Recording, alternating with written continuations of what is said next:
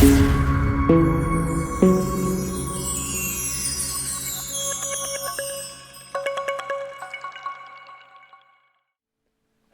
guys and welcome back to HJW Gaming. In this video I'm looking to bring you my new PVE guide designed to give you all the tips and tricks that you need to maximise your affluence. In previous videos I've given you first 24-hour guides designed around maximising your affluence gain during the first 24-hour buff. With this video, many tips and tricks will be updated for this period, but it's also designed to help you win the Land of Abundance event within the first 4 days, but more importantly, carry and sustain your competitive advantage through maximising your affluence throughout the entire season. If you guys find this really useful, please smash the like button and consider hitting subscribe. It's been a massive effort to get all of these tips and tricks together all in one place, so if you find them useful, some appreciation through the like button and sharing throughout your Discords will always be appreciated. And without further ado, straight into the video. Now, the first decision you have to make when joining a new campaign, of course, is your settlement style. Now, there's several different options for settlement style, and some are better than others, particularly relating to that first day and that very early affluence rush, which will be extremely important because that first day is so important because you need to cascade and get a good start in order to then snowball that advantage over the next week. So you want to make sure that first up you get your initial decision right and you pick the correct settlement style for you. So here I've tried to kind of run through which settlement styles I think are best, particularly at the beginning, and kind of summarise their advantages and disadvantages. Now, the first one I wanted to talk through is the Dwarven style. Now, the Dwarven style is a very, very strong option, particularly because of its first tier 2 unit you unlock, which will be your primary unit for farming during the first 24-hour, will be the Shield Bearer. And the Shield Bearer is an extremely effective unit. It has very strong defensive stats, and it also has the shielding buff, which can reduce the damage that it receives, meaning that you lose less units, and therefore you need to spend less resources conscripting additional units. So the Shield Bearer can be an exceptional unit for the beginning of your season. The only downside of this is that it is a small unit, and countering, in my opinion, in the early season is very, very important. As of course it can allow you to have 10%, I think it's 10 or 20% additional damage dealt. And unfortunately for small units, is that bonus is only granted against large units, and large unit tiles tend to be some of the most difficult PvE tiles at the beginning of the game. So you'll probably want to only hit against other small unit tiles, so you won't get the counter buff. However, you will of course still get an extremely useful unit with good defensive stats and a very, very strong buff if you choose to use the Dwarven style. On top of this, you'll also get the Son of Durin settlement buff, which reduces your conscription time by 10%, but for dwarves only. So again, this is very, very useful. This will only become applicable, I believe, after the first 24 hours when you hit ring level 10, which is only granted by seasonal progression past the first chapter. But once you get that, you can then cascade that advantage into the later days, as that 10% advantage will allow you to conscript more units and therefore have more units available to take tiles, which is particularly advantageous when you start to get towards hitting level 10 and above tiles, as of course these will often at the beginning take a hell of a lot of troops in order to defeat, and you therefore want to replenish these as quickly as possible. So having a 10% faster conscription can be very, very valuable, on top of course having those units which are good defensively, and therefore you'll lose less units to begin with. The tier 3 that you'll normally unlock kind of in that second day is the Guardian, and that's also a very exceptionally defensively strong unit, so again can help minimise troop losses.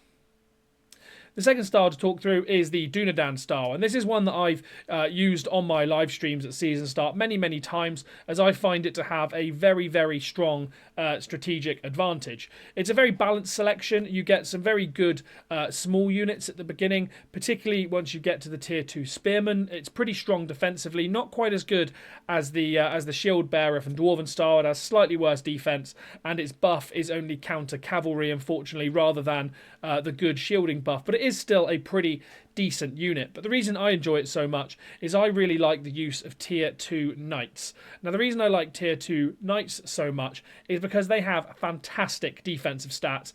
They also have the full protection buff, which means that they take 10% less damage, and also the mounted buff, reducing all damage by a further 2%. So therefore they're extremely, extremely tanky. On top of that, I can use one troop on my other commanders in order to get that counter buff when I hit small unit tiles, meaning that I'll deal significantly more damage, which will finish fights faster, and therefore I'll lose less troops.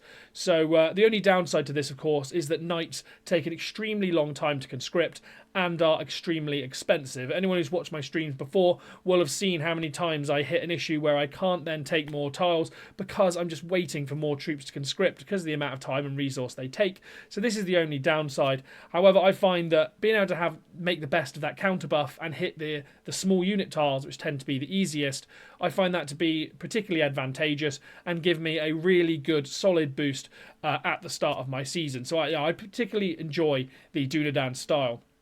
Similarly, again, the kingdom buff, or sorry, the settlement style buff you get from the Dunedain style is again very, very valuable. It's called organizational efficiency, and it gives you bonus resource when you gather, I believe, for stone and lumber. The main reason for this is stone. You'll hit a lot of stone bottlenecks, particularly early on. Around day 2, you'll be looking to push up towards the very high main halls, which have extremely high stone requirements, as well as building things like the training quarters, barracks, and conscription posts. They all take an enormous amount of stone, and therefore you're going to be gathering pretty relentlessly at the beginning. And having organisational efficiency grant you an additional 10% resource from this gathering is extremely effective, and therefore I think that makes Dunedain style one of the best available settlement styles from the beginning. Now, moving on, the next settlement style I want to talk through is the Elven style. Now, Elven style can be very, very effective, but only if you're looking to use one particular commander, and that is Gil Galad. Now, Gil Galad is what makes this style so effective, as his Kingly Kin skill grants Elven units a 60% chance to evade all damage within the first 2 rounds.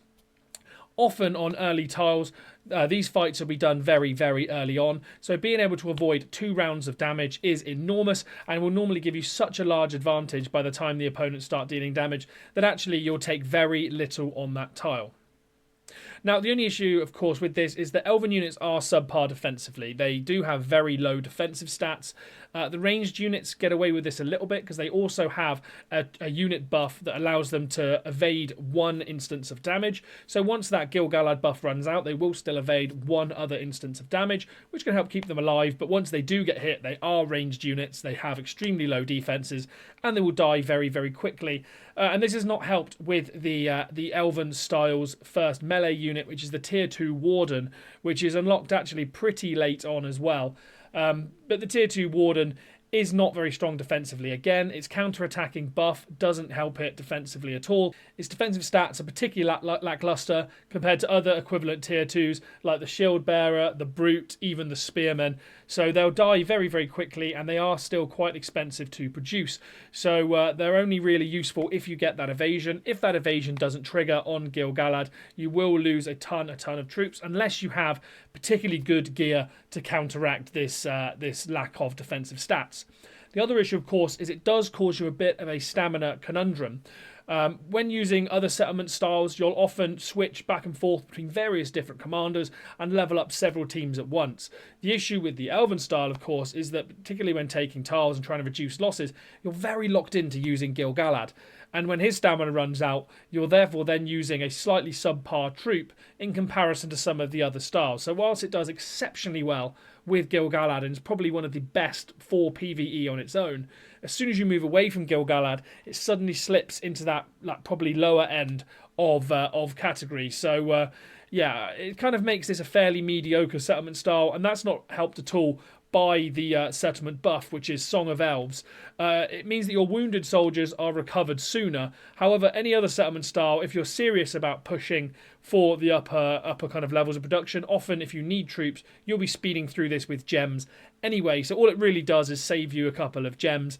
So realistically, this doesn't really help you get higher production in the same way that having more resource through organisational efficiency on the Dunedain style does, or getting more troops sooner like the Dwarven one does.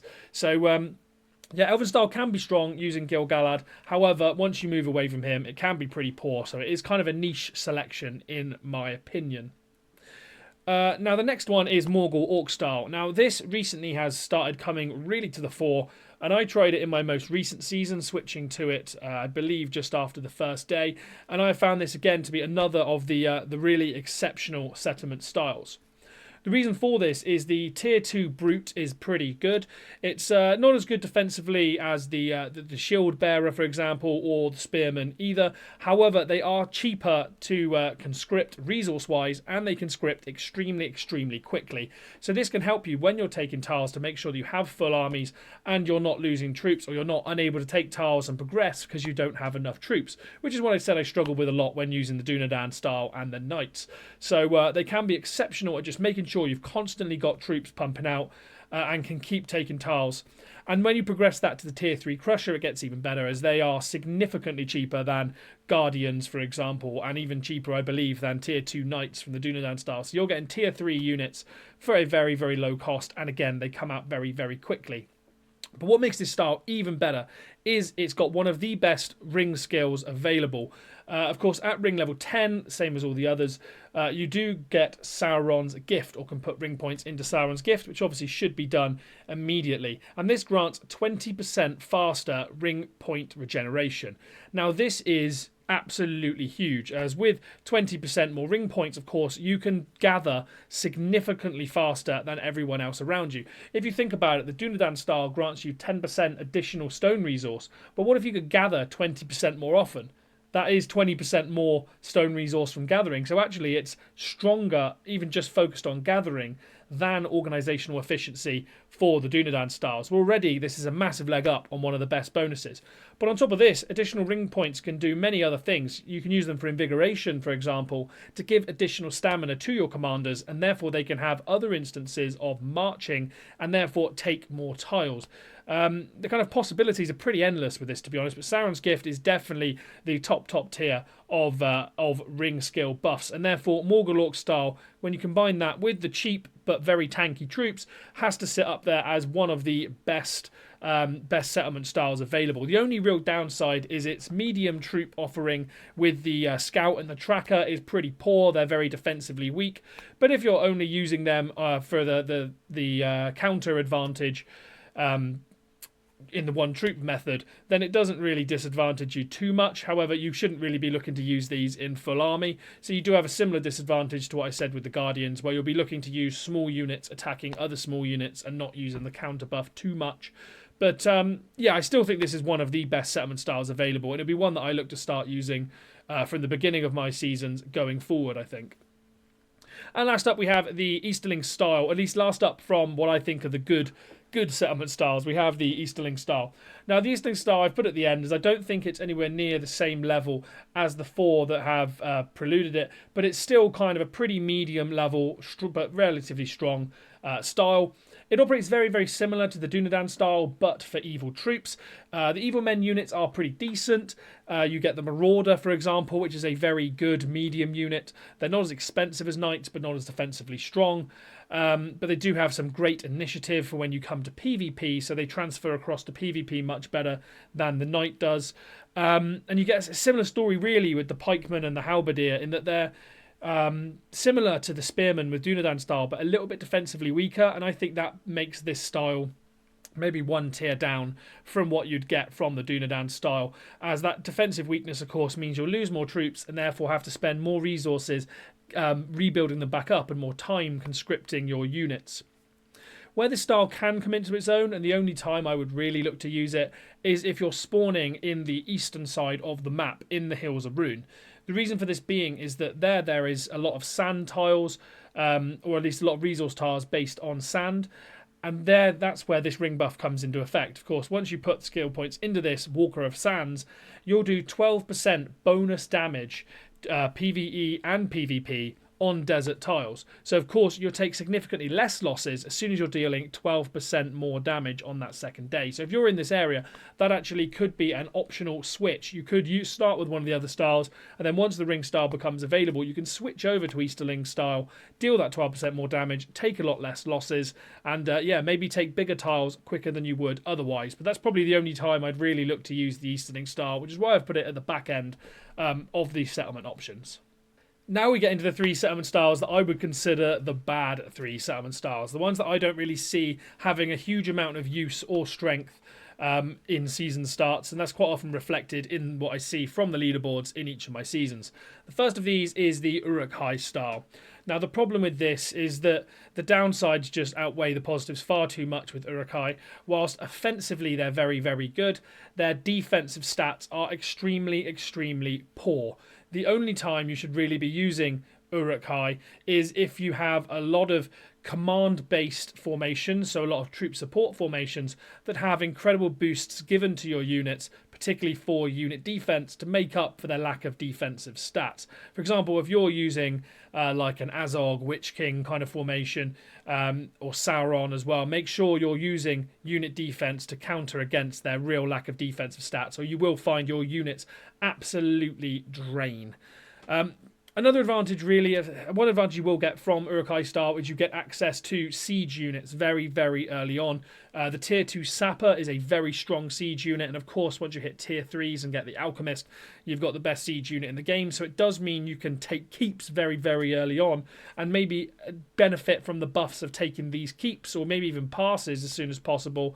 And a lot easier. But now passes you can't take first day and are locked behind season transition. I don't really see this being as much of an advantage as it used to be, and I think that really forces the Isengard Uruk-hai style right down lower on the list.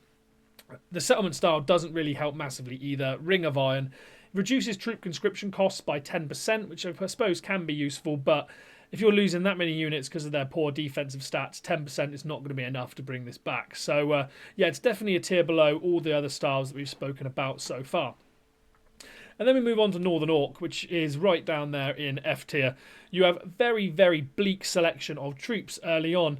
You start with Orcish archers, which, as I said, with the Elven units, ranged units are never great for starting because they have such poor defensive stats. The problem for the Orc archer is that it's even worse because it doesn't have instances of evasion to help it defensively at all.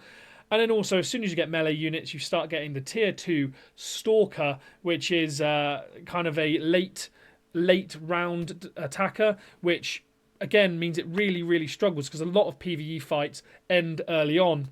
And you're looking really for defensive stats, and the Stalker is not that. Completely offensive, lack of defensive stats, means you'll take significant troop losses, and it will cost you a ton of resources. So yeah, I definitely do not recommend using the Northern Orc style, particularly just for that. The only upside, I suppose, is that in knowing that you're going to take a ton of losses, the ring style tries to help with this, with granting you 5% less troop losses, in meaning that rather than dying and not being available to you, 5% more troops will now go into your wounded apothecary, which is going to be needed when you're going to have so many units dying because of their poor defensive stats, but I don't think this is enough to save it, and all it means is having more units going to your apothecary means more grain being spent on healing them, so actually you end up at a massive resource disadvantage just as a result of losing less troops. You still lose a ton of resource through healing them, so yeah, Northern Orc style, not recommended. And last but not least, we have the Rohirrim, and the poor Rohirrim are really, really hung out to dry.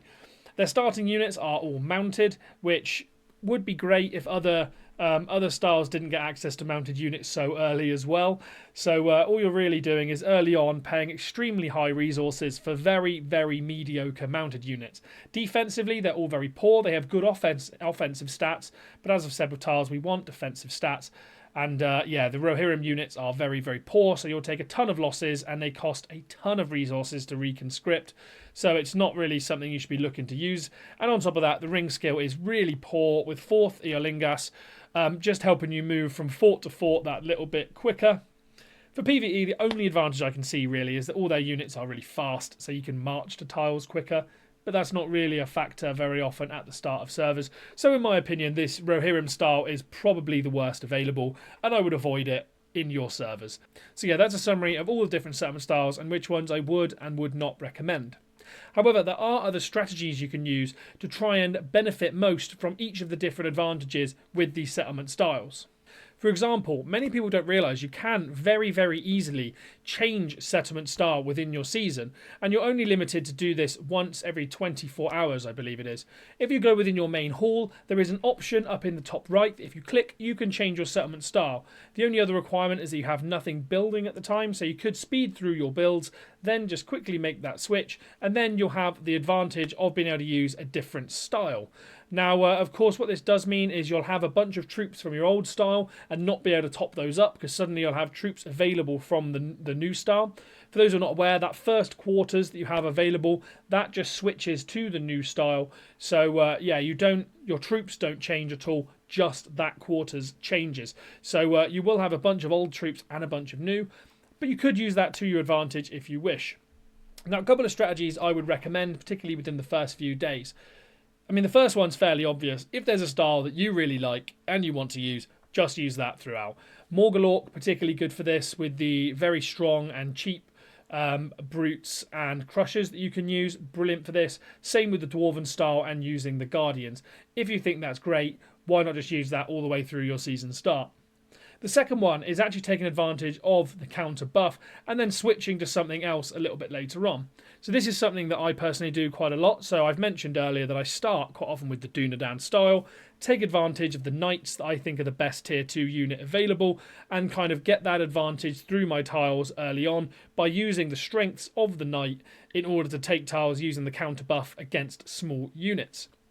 After the first day, I then look to switch to something like either the Dwarven style or the Morgul-Orc style and get those very strong, once I unlock the tier 3s, get those very strong units in, so the Guardian or the Crusher, which are then much, much cheaper to conscript than my Knights, conscript a lot quicker, and more importantly, they're much, much better for taking large tiles. A lot of large tiles tend to use large units with bad commanders, so actually small units can be best when you get onto level 10 tiles. So then I switch onto these, I use the cheaper troop when I'm hammering out 10s, taking a lot of losses, and I can replenish them with cheaper troops than if I was using the knights. But when I want to try and get a counter buff, I still have a stock of knights left over from my first day that I can use to counter small units. So this then makes me a lot more flexible when I'm then trying to pick and choose which armies I use to take on certain tiles. So I find this to be a very, very strong strategy. And the last of these is actually taking advantage of that commander-specific kind of settlement style. So here I'm particularly focusing on the Elven style because of its reliance on Gil-galad. So you can begin your season and progress through as far as you can using the Elven units and the Elven style, so using Gil-galad. When you hit that issue I mentioned earlier, where you run out of stamina on Gil-galad and therefore are forced to use subpar units, but not with the commander they're kind of most beneficial to in Gil-galad when his stamina's gone, you can just switch your style, go across to another style, and then start conscripting other strong units. So you can again switch to that Morgul-Orc style, Dwarven style, maybe even Dunedain as well. And you've still got a little stockpile of elves, if you've conscripted enough to begin with, that you can still use with Gil-galad when his stamina regenerates. I think this is a really good choice as well, very similar to the second tip I gave. But yeah, it can stop you from feeling like you're forced into using subpar troops, but still take advantage of the amazing PVE abilities of Gil-galad. Now let's look into building priorities, because this has changed a little bit since my previous first 24-hour guides. Now the first thing you should always do when dropping into your server is build apothecary and storage. The reason for this is as soon as you march and take a tile, which is actually the first requirement of chapter progression, if you haven't built your apothecary, any troops you lose will immediately go into your death pile. They won't go into your wounded and heal, of course, because you don't have an apothecary. So you want to make sure this is built as soon as possible to minimise that early troop loss, basically. Storage, the reason you want to build this is because when you complete those early chapters, which are very, very quick progressions, you'll be given resource rewards, and if you've maximised your resource within that storage, you could then lose out on amounts of resource as you gain through these chapters. So you want to build storage straight away to make sure you're not hitting that maximum value.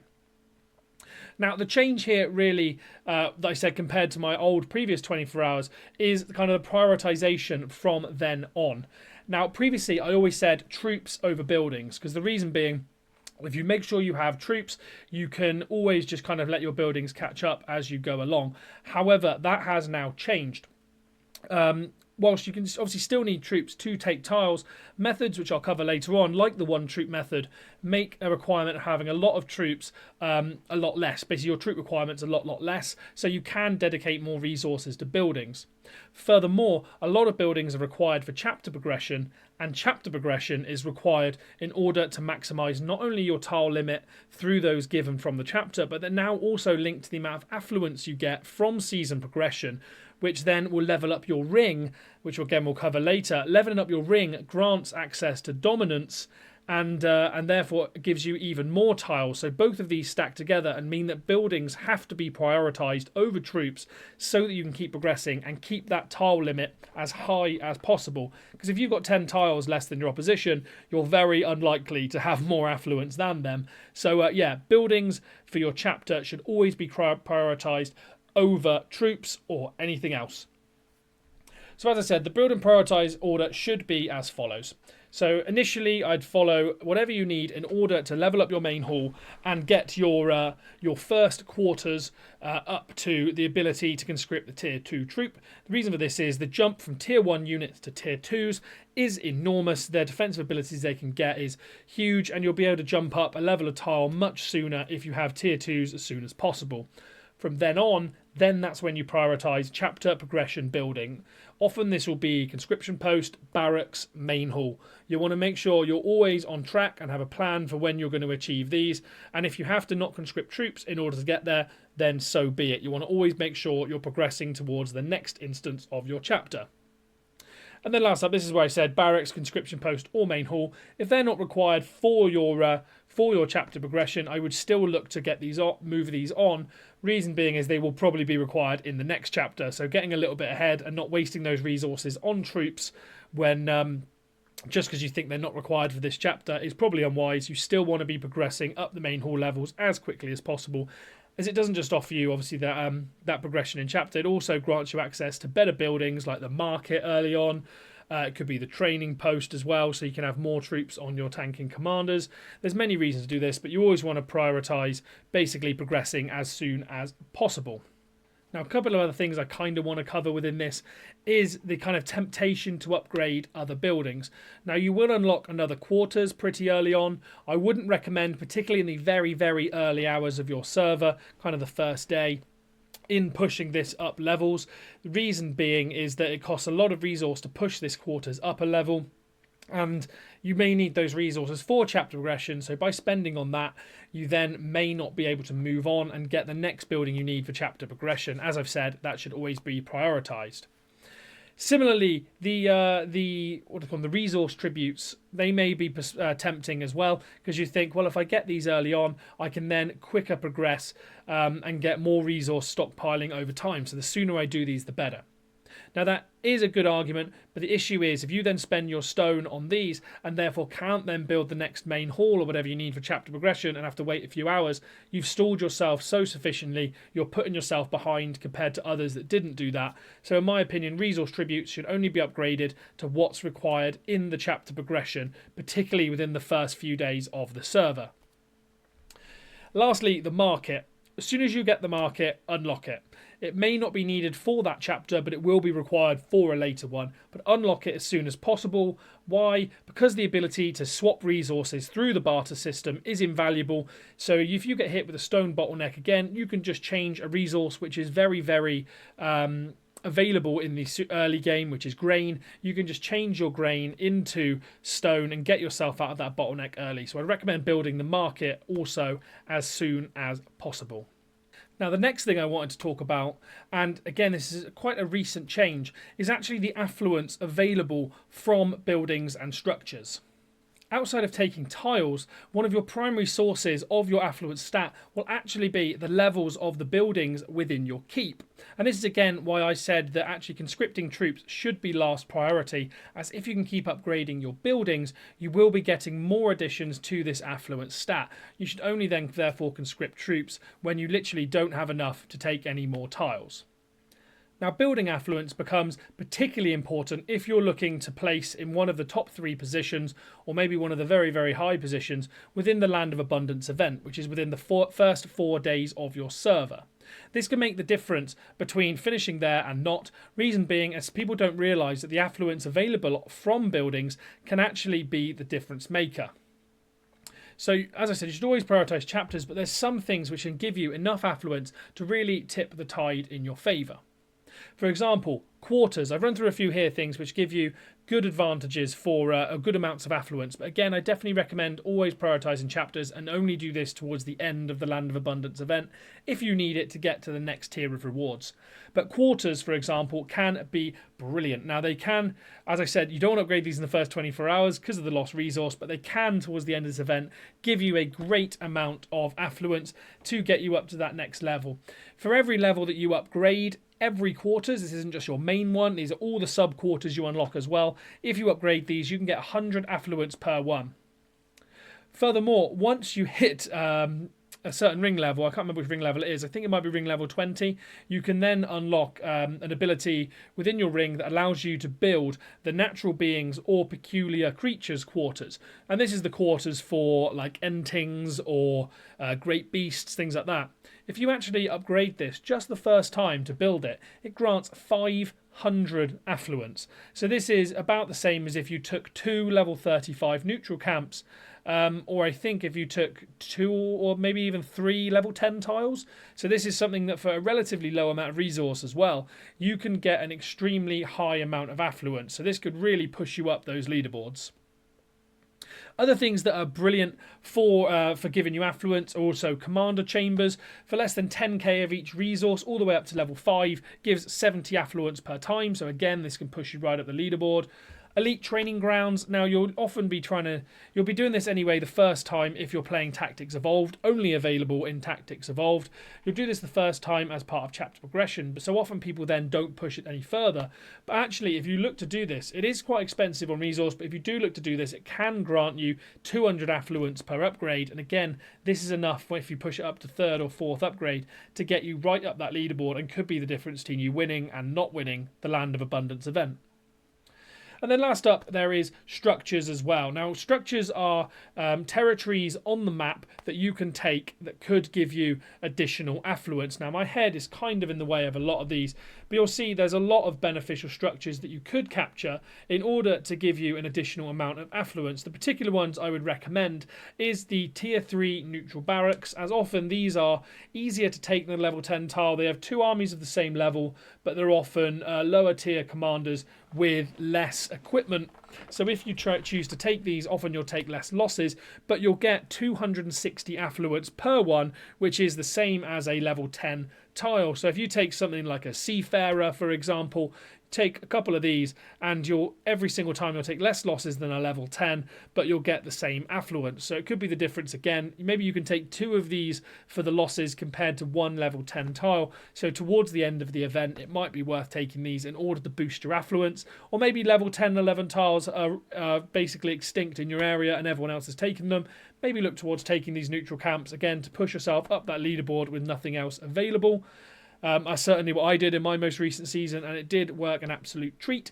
The only downside to these, of course, is that they don't generate resource the same way a level 10 tile would, so you will lose out on resource if you do this with too many tiles. But yeah, hopefully that's a really useful tip to help you guys get that little bit up the leaderboard. Maybe you're right at your tile limit and you can't work out how the couple of guys above you are higher in the leaderboards. These are probably the reasons why, and something that you should definitely look into if you're looking to win the Land of Abundance event. Now, I spoke about the market earlier on, so I just kind of wanted to cover for anyone who's new to this why the market is so important. Now, available after you build your apothecary up to level 4, the market becomes available and it is an amazing source of resource and other useful items to help you get out of various different resource bottlenecks. Now, the first thing is the various different currencies you can spend within the market. Of course, the first of this is just base resource. You can trade resources for speed ups and other items, though I would never recommend doing this, as particularly in the early days of the season, you will lose out massively by spending resource on speed ups that you could just use gems for. So if you're looking to get those early top of the leaderboard spots, then don't spend your resource on these. The only time I would look to do this is later on in your season when resources are more available and you therefore aren't requiring them to continue your progression. But definitely don't do this within the first, say, week of the server, or else you're losing out massively, in my opinion. Now, other useful currencies within this are gold and silver ingots. Now, gold and silver ingots are gained through selling gear within your that you have available. So I would recommend selling any green or blue availability rarity gear that you have available that you're not using on your commanders. So usually you'll be looking to use purple and above, obviously gold being the best. So anything blue and green is basically waste. You might as well sell this, get the ingots in, and then you can buy things within the market using these ingots and get the advantages from them basically as well. You can also get silver ingots through completing tips within the tavern. So yeah, there's more than one way to get these, and they can be very useful for buying things within the market. Now let's talk through the market itself. The first tab you'll open up into will be the merchant store. And the merchant store, as I said, will sell various different items for different resources, including the gold and silver ingots, as well as just your base building resources as well. Now, some of these items can be extremely valuable, particularly within the first few days of your server. Assuming that you're looking at this in order to maximize your PVE gains in the first few days of the server, I would recommend buying every single gathering boost available every day. So, for example, usually there's 2 to 4 available for 40 gold ingots each, and sometimes there's also 2 available for 80 silver ingots each as well. I would recommend buying all of these, as these gathering boosts give you 20% bonus resource from your gathering compared to if you didn't have a gathering boost available. So therefore you want to have as many of these as possible, as of course more resource means less likely to hit a bottleneck, more troops, quicker chapter progression. There's no reason not to get these basically as well.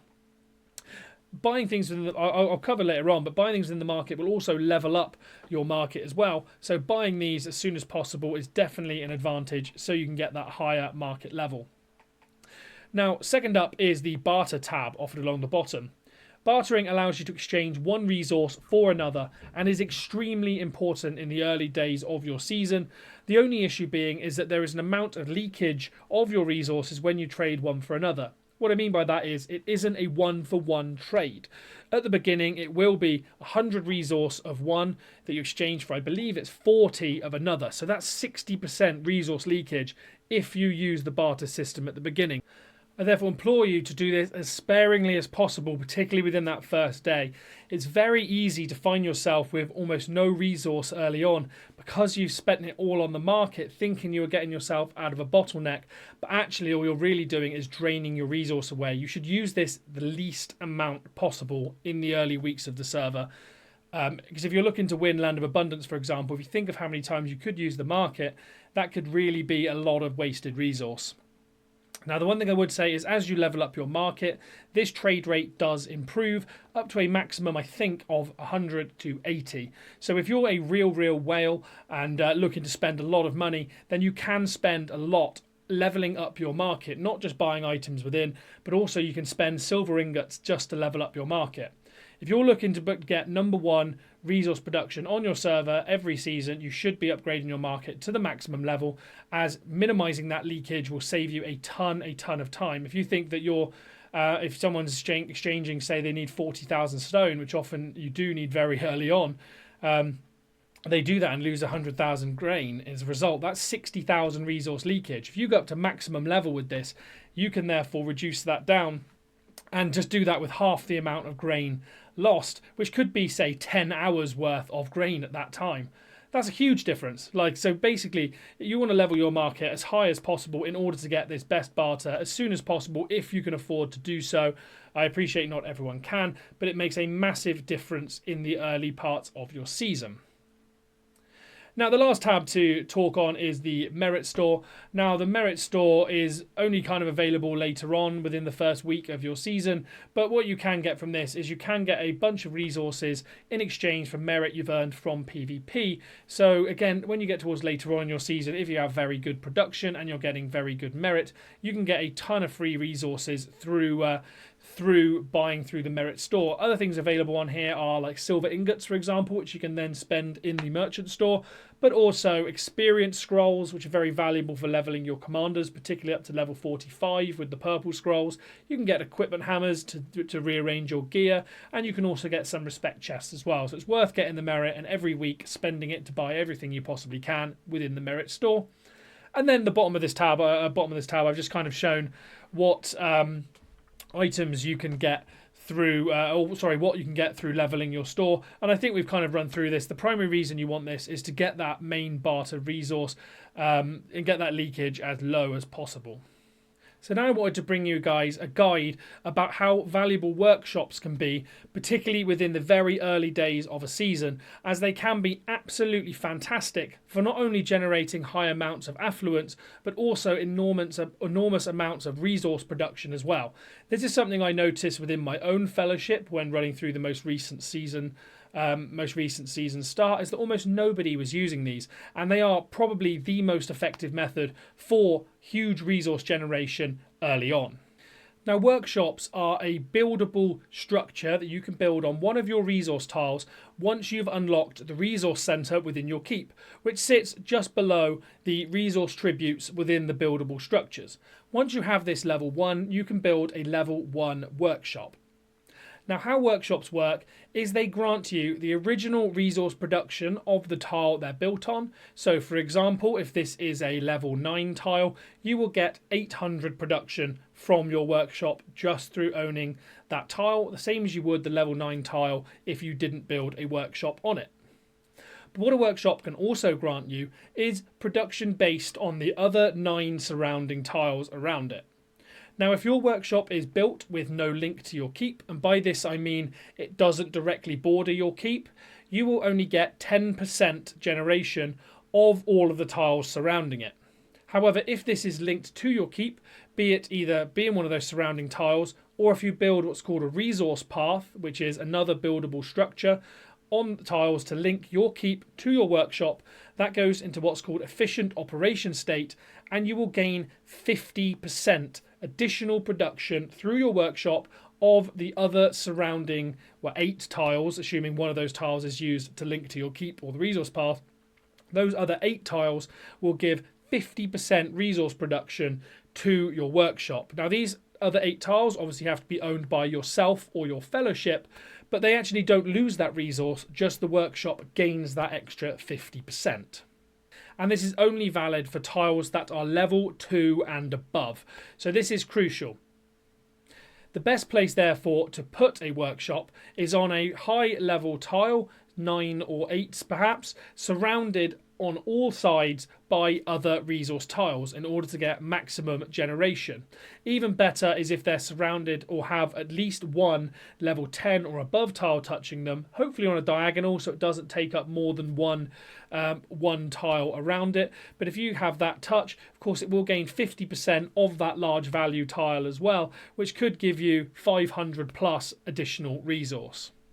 Furthermore, what a workshop can do is also upgrade the level, the affluence given to your leaderboard ranking, and also the resource production given to all of those 8 tiles surrounding it. Anything level 2 or above, you can do what's called a yield boost and upgrade the level of that tile from the level that it's at to the maximum level the workshop can give. Now, if your workshop is level 1, that will be up to a level 6 tile. At level 2, a level 7 tile, and level 3 to a maximum of a level 8 tile you can yield boost to.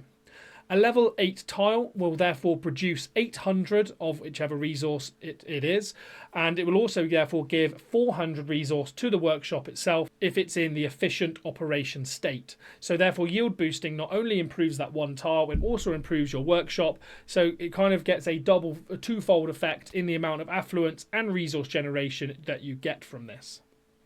In addition to yield boosting these tiles, you can do what's called tile reclamation. And this is where you therefore change the tile. You can change the resource being given to you on this tile. Similarly, you can change the resource also being generated by the workshop. So this is magnificent between these. You can therefore change the amount of production you've got within your keep to suit the kind of ebbs and flows as your season goes along. If you need more grain for a certain type of troop conscription, you can change all of these to grain and massively swing production into grain. But if you're doing this very, very early season, it's very likely you need stone. So you can change a lot of high level tiles or a lot of tiles to make them high level and produce a huge amount of stone, which can be the difference between very quick chapter progression and getting bogged down and not being able to progress at all. When you yield boost a tile in order to push it up to that next level and get additional resource, all you have to do is you click on the tile, click yield boost, and then you'll have to defeat a mob on that tile. I believe it's a level 20 mob to get it up to level 6, 25 mob for level 7, and then level 30 up to level 8. Now, of course, be aware, as these can be quite high level mobs to take out at that stage of the game. If you're trying to get up to, say, you know, that level 6 tile, if you're only just taking level 6s, a level 20 mob can be quite challenging, and therefore you may need to use your main army in order to take these down. That said, it is kind of twofold, as that means you're able to generate mobs at will and therefore gain the experience that you get from hitting those. So that could be an advantage more than a disadvantage. But yeah, basically you take down this mob and then you go through a period of time where that is then being yield boosted. I think it's 5 minutes, and then after that 5 minutes it will be pushed up to that additional level tile. Now, there is a ring skill that will be talked about a little bit later on, but there is a ring skill that allows you to yield boost all the way up to the maximum level available to you. So if you have a level 3 workshop, you can take, say, a level 2 tile and push it straight up to level 8, rather than having to repeatedly yield boost level by level from level 2 all the way up to level 8. You can instead jump all the way up to level 8. The same process is given for when you decide to reclaim a tile, and reclaiming is what allows you to then change the resource on your tile. So if you reclaim, a mob will be spawned, you'll have to defeat the mob, then there'll be a period of time, I believe it's 15 minutes, until that reclaim is completed, and from then on you'll be able to change the resource. The best thing of all for these is they're amazing for free-to-play players, because you can take low-level tiles and boost them up to level 8 tiles and therefore get great resource production from this. If all the other level 8 tiles have been taken by kind of larger players around you before you can get to them, you can kind of make your own through using the workshop. Furthermore, a workshop with this kind of efficient operation and 8 tiles of level 8 around it will produce an enormous amount of resource comparable to 3 or 4 level 10 tiles. So you don't even have to worry about taking level 10 tiles, because you can have your workshops producing very comparable resource and still progress at an enormous rate. Now, I've kind of put a little bit of guidance here, but I will talk through a practical example as well. So how do you use workshops effectively? So as I said earlier, you want to choose a tile with at least 5, but ideally 8, which is a full surrounding, tiles of level 2 or higher power. And you want that to be touching your keep. If you have it touching your keep on the diagonal, that is perfection, because it means you don't have to build a resource path, but it's also only taken up one of those 9 slots surrounding the workshop. The reason you don't want to be a long way away is if you have to build a resource path for each individual, a load of tiles on the way to your keep, each individual one of those is a wasted tile, not generating resource and not giving you affluence towards your leaderboard ranking. So therefore you want it to be as close to your keep as possible and taking up the least number of workshop spaces. Of course, as I said, you want to have leveled up the resource centre. If you can get it up to level 3 or upgrade 3 out of 4, you can then build level 3 workshops, which allows you to yield boost all surrounding tiles up to that level 8 and up to the maximum they can possibly produce. And of the other additional tips, I've kind of covered most of those on my talk through, but the last one of those is that you can actually chain workshops together, almost like daisy chain them diagonally in order to create a path. If you have a workshop touching another workshop, you don't need to have a resource path going between the two. So you can just have like a diagonal line of workshops just one by one, and that will still count as them all linked together. Of course, you do need a very dense patch of resources for this to be effective, but this can still generate an enormous amount of resource. Now let's cut into a couple of practical examples. Now this here is a screenshot of my most recent season start. You'll see I have 3 three here in a big line of workshops in a row, connected by one resource path just here coming from my keep. And the reason I had to do that is I didn't have any good locations on the diagonal to place the workshop on its own. However, these three spaces were absolutely perfect for placing workshops, so I didn't mind sacrificing one tile for the resource path just to get amazing chain of workshops generating a huge amount of resource. Now, as you can see, around these, I've taken almost all resource generating tiles and I've yield boosted them up to level 8. And this stone workshop I have generating here is generating over 3,000 of, at this point, stone resource. Over 3,000, that's more than 3 level 10 tiles. So this is a huge amount of resource and can show just how well that they can operate, particularly at the start of a season. And this isn't even like perfect placement. I've seen other people with better locations that could have got an enormous amount of resource production. And I'll talk through one a little bit later on. The only other thing to talk about workshops is kind of this consideration. Because if you think about it, I'm using a ton of tiles upgraded to level 8. I've got 2 resource paths here, and I've got 1 resource path just to the side of me as well. So that's 3 wasted tiles. When I get to the point where I'm overloaded and all I have is 10 power tiles, and I'm looking for tiles to drop, I will therefore then drop these and take 10 power tiles instead, as obviously having multiple 10 power tiles will still be more than a workshop surrounded by 8 level 8 tiles, but it's still pretty comparable, so does really, really well. Now let's go into an example of where workshops could have been used really well. As I mentioned with my fellowship and our kingdom, I didn't see these used particularly well in spots where they could be used incredibly well. So I'll run through another example here so you know what to spot to see whether your workshops can be used efficiently. Now, in this example, this is one of our Kingdom Partners players. This is Mine Done, who's given me permission to kind of show this. And I was looking at his keep thinking, this is an absolute dream spot for workshops. First up, the tile I've selected here, this wood tile, if he placed a workshop here, of course, its underlying generation wouldn't be great of only being that of a level 3 tile. Of course, he'd only gain that amount. But if you look, it's surrounded on all sides by resource generating tiles. So whilst he'd only have 280 base production for that first workshop, he'd be able to upgrade all of those surrounding tiles up to level 8 tiles and gain 400 resource per one of those tiles. This means that first workshop would generate 3,500 resource. But even better, he could then daisy chain it to this second spot, which also has a full surrounding complement of resource generating tiles. Even better than that, it also is touching on the diagonal this level 11 tile, which produces 1,200 resource, which means he'd gain plus 50% of that level 11 tile.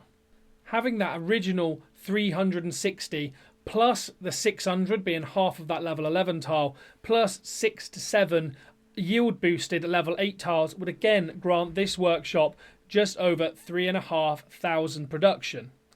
But again, it doesn't quite stop there, as he could then chain it again on the diagonal to therefore then be on the next tile, which is another level 4 with 360. But again, it's bordering on the diagonal a 10 power tile. So that would give him 500 additional resources to his efficient operation third workshop.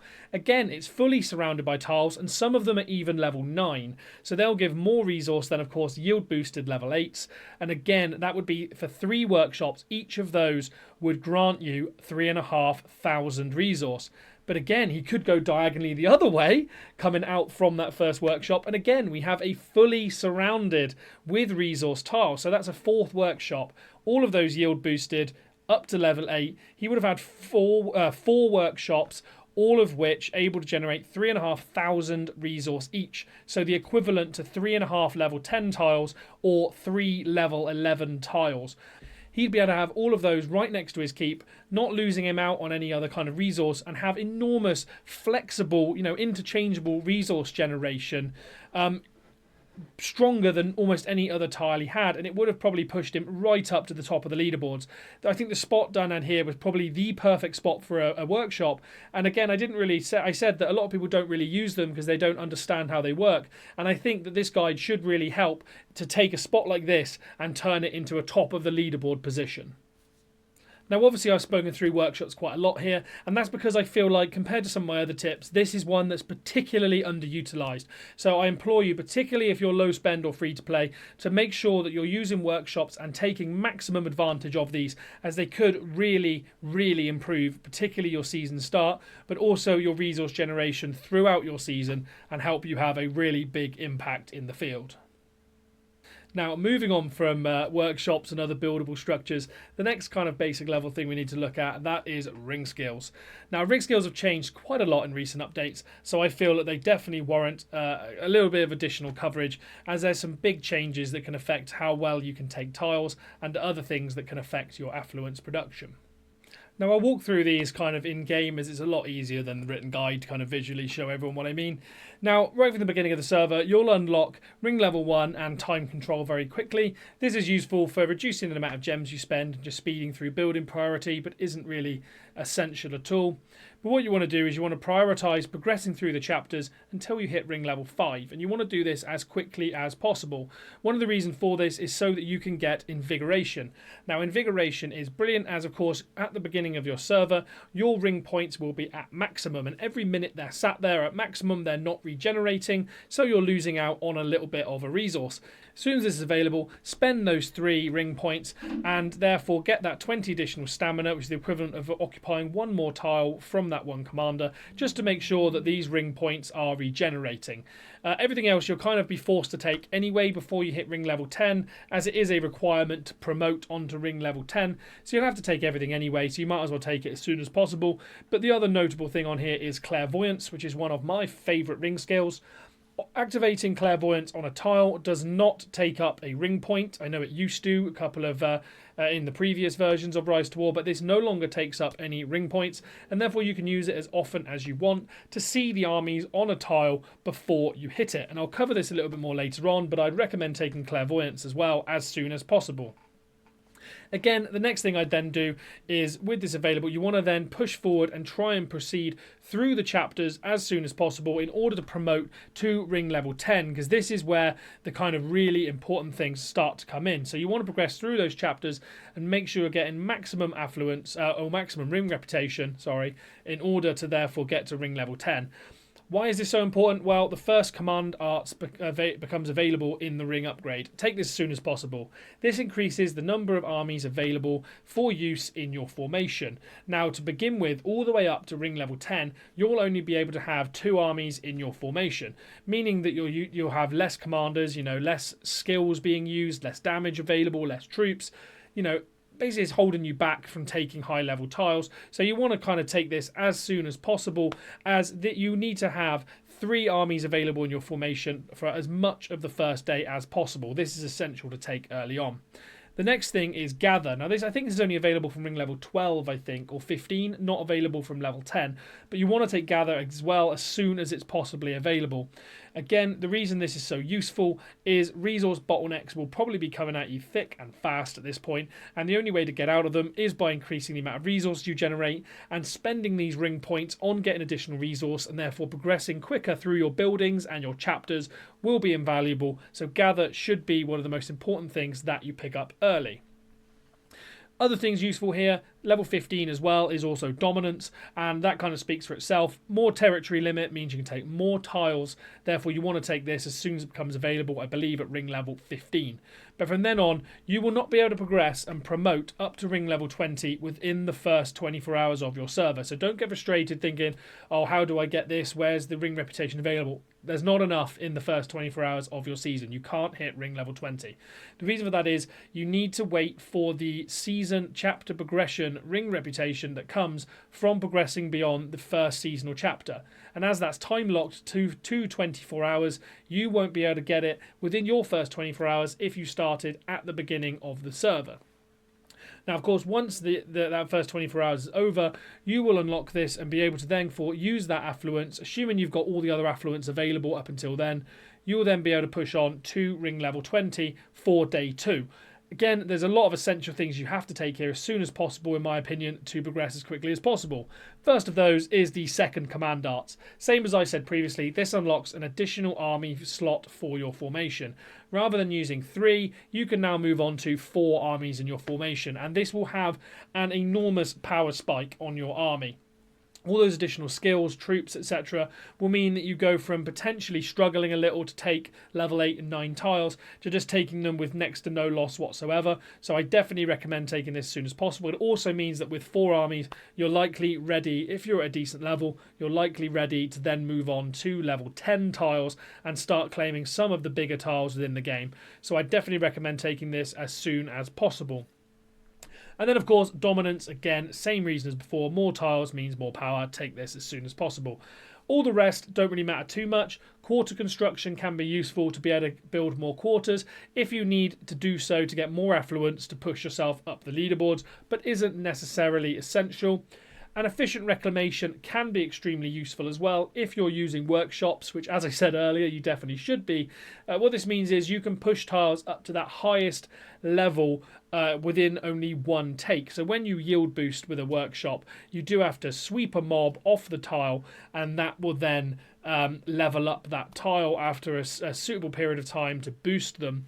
But with efficient reclamation, you only have to do this once to get it all the way up to that highest level. If it's a workshop level 3, all the way up to level 8. Without this, you have to go level 6, 7, 8 and do it 3 times, triple the amount of time and triple the amount of mobs to be swept. Just a pain in the butt, basically. So take this, make your life a hell of a lot easier. Then, again, at ring level 10, take your styles ring skill as soon as possible.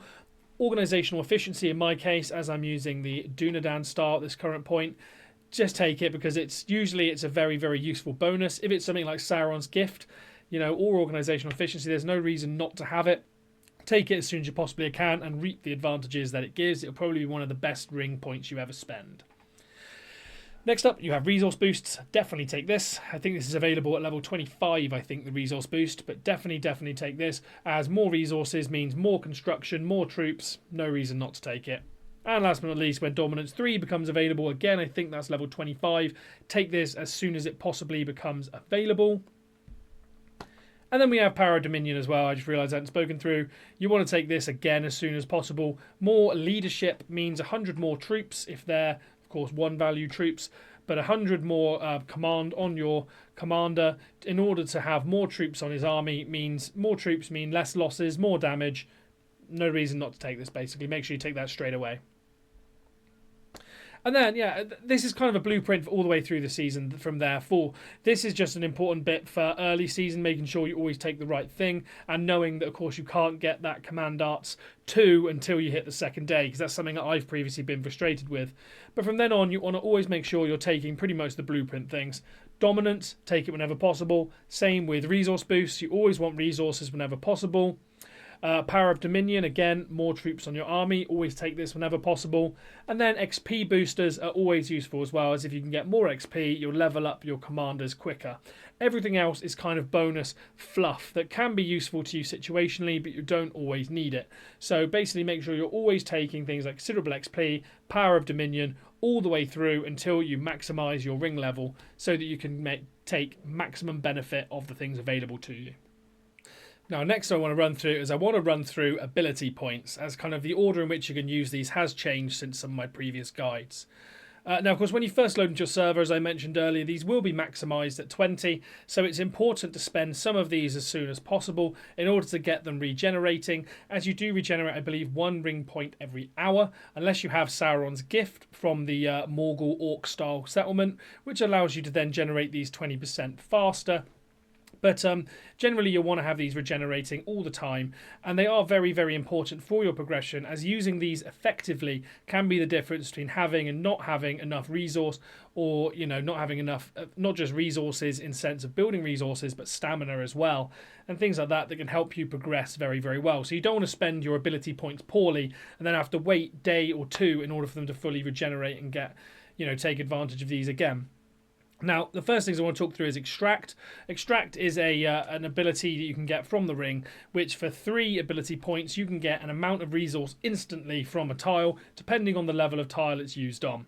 Now, I would never recommend using this. You can get it, I believe, from ring level 10 now, but gathering's not unlocked until very shortly after, so I'd recommend waiting and using gathering instead, as the amount of resource you get through extracting is a lot less than what you get through gathering. So actually it's a waste of those ability points to use extract over gather. So yeah, I'd recommend basically never using extract, as I don't think it's ever really worth it. Moving straight on to gathering, as I said, you can spend 1 ability point as well as 20 stamina per amount of resource you want, and you can stack these up. Of course, therefore then every 10 minutes you'll complete this, so you can stack up, say, 6, use 6 ability points, 120 stamina, and it will take 60 minutes. But once that's done, you will gain an amount of resource depending on the level of your tile, and this will be more, as I said, than you'll get through extract. When gathering, they have actually made a small change that rather than getting all of that gathered resource at the end when the commander comes back, you actually get that amount of resource every 10 minutes when that bit of gathering is done. And I think this is a really great change, as it means you gradually get that resource and you might get past the point that you need it, or the amount that you need, a little bit sooner than if you have to wait for them to come back. So great change. If you ever need resources and to push through a bottleneck, I'd always recommend gathering being your first option if you have the ability points available. Next up is Invigoration, and this is available immediately with that, I think it's ring level 1 or ring level 5, basically straight away you get it. And you can spend 3 ability points to get 20 stamina on your commander. As I said, I recommend using this straight away just to get your ring points regenerating and get 20 stamina into your kind of main commander as soon as possible. And this can actually be very valuable very early in the season, as it can, if you use, say, Invigoration on all 4 of your commanders, it could take 12 ring ability points, of course, but it does mean 1 additional march for your strongest commanders, which could mean maybe 1 extra level 10 tile, something like that. It could be the difference between you taking that next step on the leaderboard. So it can be very useful, but just be careful when you use it, as of course using this on 4 commanders, 12 ability points is quite steep, so just be careful when and where you use it, but Invigoration can be very useful. Now, there's other things you'll unlock as you progress through your season and get to the higher ring levels. One of these is Coordinated Conquest, and this is the ability to spend 10 ability points to travel to another player's, within range of another player's fort within your fellowship, and therefore capture a tile that might be out of range of your own current tiles. This can be very useful. So say you use up all resource within your current region, you can therefore march all the way over to someone else's fort, quite a long way away, and then build a fort yourself and then take resource tiles within that area. So it can help you unlock additional resource, but again, just be a little bit careful, as 10 ability points is quite steep. And last but not least, we have Conversion, which is exchanging ability points to convert half the number of troops in a mob into troops within your keep. The amount of ability points this takes is way too steep for the number of troops you get, and as I said, troops aren't really that important compared to resources, so in my opinion this is never worth using over something like Gathering. So yeah, I wouldn't recommend using Conversion at all. As I said, Gathering should always really be your first port of call with ability points, unless you get towards the very end of your season and you're running low on troops for PvP, then Conversion could be useful. But for PvE exclusively, Gathering should always be the priority. Now we move away from that stuff, we're going to look at commanders and formations and how you can build your formation to be particularly good at PvE. Now, of course, this is going to be primarily focused around that kind of first 24-hour, first few days kind of formation, because, of course, when you get further on in your season, you'll level up your main PvP commanders and they'll be able to take tiles really easily. So this is just focused on that kind of early leveling and how you can take advantage of particular commanders to be very efficient at PvE. But the main thing to talk through is kind of what is advantageous within a commander to make them a good PvE commander. And I've kind of tried to split it into a couple of different things here. And the first of that is support. So this is things like crowd control, so the ability to inflict the opponents with stuns or madness, which can limit the amount of damage that you take on your troops. Or maybe it's also support in the sense of damage mitigation for your own troops, you know, defensive buffs, or also attacking buffs as well. Things like White Council from Gandalf the Grey Ray, of course, is one of the best damage mitigation skills. Things like that that can just support your troops and prevent the amount of losses that you get, because less troop losses means less resource spent conscripting more. So therefore, support should be one of the most important things that you focus on within your formation. Now, another very useful thing within your formation is early round damage. Now, the reason early round damage is so important compared to just damage flat is that if you can inflict massive damage on your opponents early, meaning they have less troops, there's therefore less troops then to deal damage back on you. So you want to deal damage as soon as possible to your opponents to reduce the amount of incoming damage coming onto you. And of course, if a fight lasts 5 rounds rather than 10, there's also less rounds for opponents' commander skills to activate and deal damage to your troops. So again, less losses. So early round damage is particularly important focus for your commanders. And this, again, is so important when you kind of skill your commanders. Because, of course, everyone knows the best way to skill their PvP commanders for PvP when they're level 40, level 45, level 50. But there's actually different ways you should skill your commanders for early season PvE to get advantage of them. And the reason for that is early round damage can actually be better than the kind of looking over whole 10 rounds kind of damage that you'd have otherwise. Third thing to focus on is troop synergy. Now, your commander either needs to be a universal commander, and that means capable of leading all different types of troops, or he has to synergize with the troop you're using. Now, I mentioned Gil-galad earlier. If you're using men troops, there's no point using Gil-galad, as he won't give that evasion and he won't be working at his best. So he needs a synergistic troop to be able to use him, or you need to have a universal commander that doesn't matter what kind of troop they're using. Of course, there is always the kind of commander synergy in the sense that they have a bloodline buff that can give additional defensive stats and be useful for taking less troop losses. But in my opinion, this isn't really the main focus. As of course, you can get more defensive stats from your gear, and skills are kind of more important. So focus on the synergy of your commander's skills with the units that you're using. Last but not least, we have healing. Now, similar to reducing the amount of damage and therefore the number of troops you lose, healing can actually be very, very useful for PvE. Now, it's something that's kind of gone away quite a lot, particularly for PvP. If you played Rise to War Classic, healing was amazing with commanders like Gandalf the Grey, who would take losses and then almost immediately heal them straight back up to maximum level, so it would count as next to no losses whatsoever. But he was still useful for PvP as well. And healing is kind of dropped off in PvP, so people don't really consider it very often for PvE either, but it is still absolutely fantastic. There are some commanders that have very, very good healing skills that can reduce the number of troops that you lose across all of your armies in your formation, and therefore it's definitely a consideration for when you're building your best PvE formation. Now, I'll give an example of each of those and which ones can be particularly good in different formations. Now, the kind of primary one of this is going to be Gandalf the White. Now, Gandalf the White you'll see in nearly everyone's formation when they're top of the leaderboards. It'd be very unlikely they don't use Gandalf the White. He's amazing in PvP and he's amazing in PvE for exactly the same reasons. Having White Council for huge amounts of damage mitigation is brilliant, and then he also has White Rider, which means you inflict more damage on the opponents as well, which makes him just brilliant, inflicting more damage on the opponents, taking less damage and less troop loss. Fantastic for PvE. You also have Sauron as well, who possesses some brilliant crowd control skills with stuns and madness. And then on top of that, he has the Deceiver as well for additional damage dealt to the opponents. So again, brilliant for PvE. We've mentioned Gil-galad several times. The evasion that he has means that you'll take significantly less damage, which just makes him absolutely brilliant for reducing troop losses. And then last up, if we're looking for something a little bit different, tier 2 particularly, I have picked out Falgin, though there's plenty of others. Falgin's great. Thrain's Guards almost acts as like a de facto White Council, though not quite as effective. Third damage mitigation. And you also have Ered Luin's formation as well for further defensive buffs, meaning that you lose less troops. If you're using Dwarven style settlement, Falgin can be absolutely brilliant.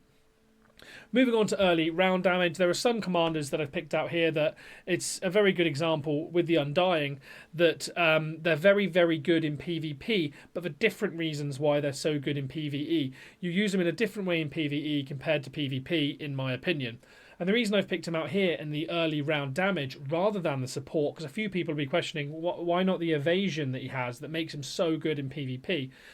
For PvE, he's actually better as a damage dealer.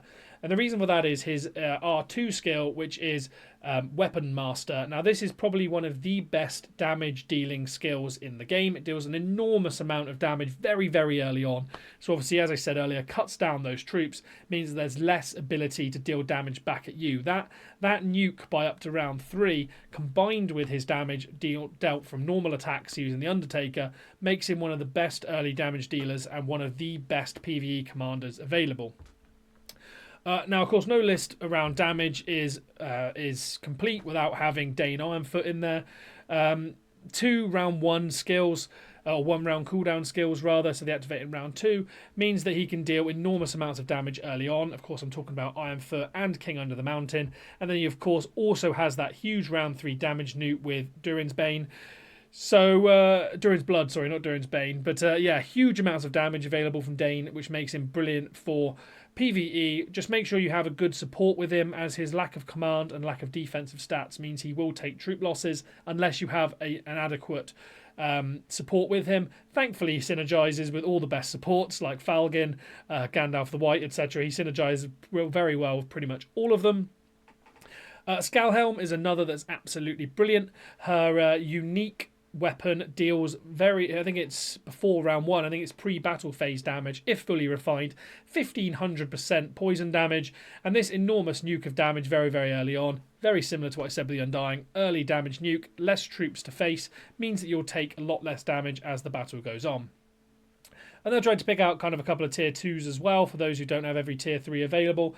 I've picked out LOTR, so he's kind of like mini Undying in the sense of PvE. He has that Weapon Master skill available and another damage dealing skill, so he can also be brilliant for early season high amounts of damage through that damage nuke from Weapon Master.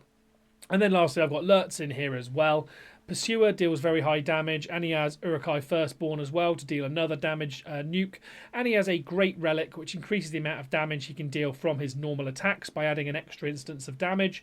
So yeah, a good Lurtz can also be a fantastic PvE commander. Moving on to healing, so that's kind of the last thing I want to say, and as I said, healing has kind of dropped out, but actually it's fantastic for PvE. So a couple of commanders with great healing, and Serdan is one who I've actually listed second on here, but it's one that I use particularly a lot during my season starts, and I find him actually to be better than Sauron at being the tank in my formation, specifically for PvE, not for PvP. His high amounts of command means that he takes a lot less damage, but also he has 2 very strong healing skills. That means that any damage he does take, he can almost instantly heal his troops back up, meaning he keeps actual losses down to a minimum. Radagast is exactly the same and probably the best healer in the game. The only reason I don't use him is I don't have him at the same respect level. The healer and the Brown are 2 very, very strong healing skills, which can heal up to 3 formations as well. So he excels particularly in formations where you're using 3 commanders, all with maximum numbers of troops, whereas Serdan's a little bit better at leading when only himself has max troops and maybe you're one trooping on the other, as his healing is more self-focused than Radagast's, which is formationally healing. But overall, Radagast is the strongest healer. Another good healer for tier 2 here is Gandalf the Grey. Of course, he has the Grey in here as well, which can provide good healing, and then he also has White Council, so he kind of fits between that healing and support as well, which can make him very, very good for PvE formation. So yeah, I'd recommend using a combination of these. Of course, you will be chopping and changing commanders round at season start based on stamina, but just keep all of these commanders in mind, as if you have them available, they can be excellent for you at season start. Now, of course, we can't talk about commanders without talking about leveling your commanders. Early season, this is one of the most important things you can do. Higher level commanders means more skill points, and more skills to be able to use means taking higher level tiles. And of course, leveling your commanders and higher level tiles are both many of the chapter requirements to progress. So doing this efficiently is very, very important. So I thought I'd list just a couple of methods to gain XP early on. The first of which is very obvious, and that's just taking tiles, making sure you're taking the highest level tile you possibly can all the time, so that you're using your stamina on taking the highest level tile and getting the most XP every single time you march. Now, this is great, this should be your bread and butter, and this should naturally kind of level up your commanders as they go. However, it's not necessarily the most efficient way to level your commanders. Mob sweeps is the next one I want to talk through, and this, if you think about it, can actually be better. Now, this is more efficient than taking tiles because it only takes 10 stamina to hit a mob army.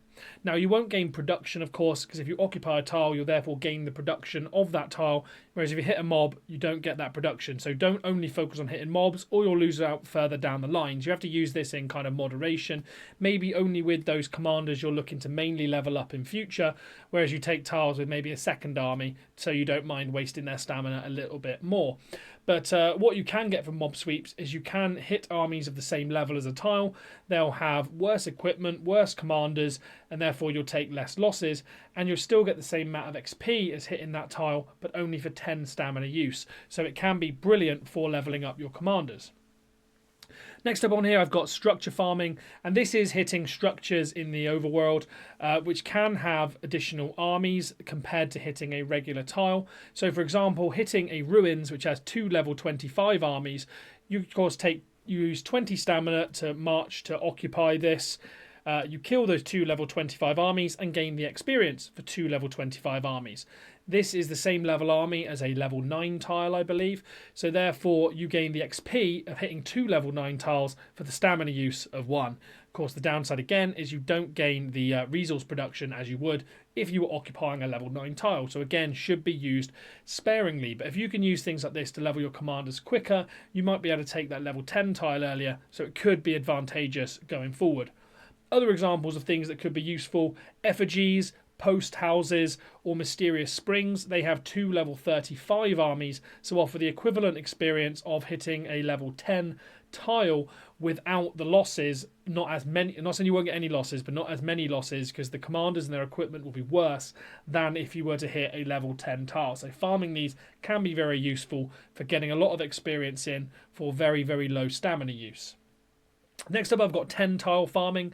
If you hit a point in your season where pretty much everything is occupied, you know, you're hitting these structures as much as possible, or maybe they're getting too close to occupying, or you can't do it straight away, you can do what I call 10 tile farming, which is if you have a 10 power tile right next to your keep that you occupy, you can drop this tile, as in release it. It takes 5-minute timer, and then you can hit it again and occupy it. Each time will grant around 70,000 experience, and if you keep doing this, it's very, very easy, as of course you don't waste time in the field with reinforcement, because your commander can just come back to your keep, reinforce in the keep. You don't waste that time, but you also don't waste the 5 stamina, and you can just keep hitting this level 10 tile over and over again and level up that way. Of course, the downside to this is you're again not getting any production for the cost of your using your troops. So this is only to be used kind of later in those days, and not if you're searching for maximum affluence. This is something kind of later in the season you can use to level your commanders.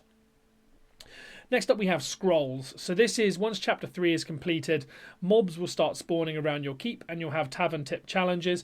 If you complete those, you will gain scrolls. Now, the level of the mobs and the number of scrolls that you gain is determined by the highest level tile that you occupy at the time. Maximum is available once you occupy a level 12 tile, but you'll also get pretty decent scrolls at level 11 and 10s as well. So make sure to try and take a big tile of some form previous to finishing season chapter 3, just to make sure you get those best scrolls. The best advice I can give on these is you can use blue and green scrolls to level up, you know, whichever commanders you think are most important, but don't use your purple scrolls until the commander's at level 40. The reason this is important is purple scrolls are the only scrolls that can push you beyond level 40. So you don't want to use these, say, on a level 38 commander to get 100,000 XP, thinking it's getting you up to the next level. You don't want to do that. Save it till you hit level 40, then you can use those scrolls to maybe get that additional experience. The only other way to gain experience beyond level 40 is PvP, so these scrolls are very, very valuable. Last but not least, I just want to talk through a little technique that I call the slingshot technique. This is something that if you want to see it in more depth, you can check out some of my season start streams, but this is particularly good early season. As I mentioned earlier, you can kind of use your main team to do a few mob sweeps, get very efficient experience to stamina use, maybe just do 1 or 2 of those to keep them not at maximum stamina and therefore wasting their regeneration. But you can therefore use a second team to take all your tiles, have all your best gear for a little while. And then once they're leveled up and can take high level tiles, you can then swap in one of your main team and take a high level tile. What this means is your kind of best commander at nearly 200 stamina will, on that march, use 20 stamina, taking, say, a level 6 or level 7 tile, and get a huge amount of experience. Whereas if he was only level 5 and he was in a full army of your main team at level 5, if he was to hit a tile, he'd only be able to take like a level 3, and that's a lot less experience than he got from the level 7, and you still occupy, and you still get that massive amount of experience compared to what you would get hit in a level 3, but it's the same stamina cost. So you can just kind of trade one commander in at a time, and this is what I call the slingshot technique, which is kind of loading up that second team, and then you put that one commander in and you just fire them up to more efficient stamina use. I find this is kind of the only way that I'm able to get through the season chapter progression where you require a level 20 commander. Even when I use stamina pots and things like that, if I use them in my main team from the beginning, they never get beyond about level 18, 19. But using Slingshot, I'm able to get them up to level 20 and progress through that season chapter a lot quicker than others around me. So yeah, I find this works really, really well. And as I said, if you want to see more details on this, check out some of my season start streams, and you'll see me using this very, very efficiently to get maximum commander level early on. Now, we've spoken so much about early season farming, progression, affluence, things like that, and we're only now getting towards the actual bread and butter of maximising your affluence, and that is taking tiles. Now, I'll start with the very, very basics, and then we'll progress on to better tips as we go through.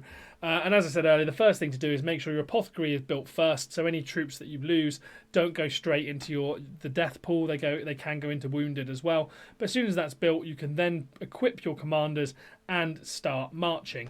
Now, you want to ensure any commanders you're going to use, their stamina is always regenerating. So I recommend your first march being your kind of main team do the march, and then once they've used 20 stamina, you can just tuck them back away and swap out to your second team, because once you've used 20 stamina, they're then kind of ready to sit regenerating for a little while.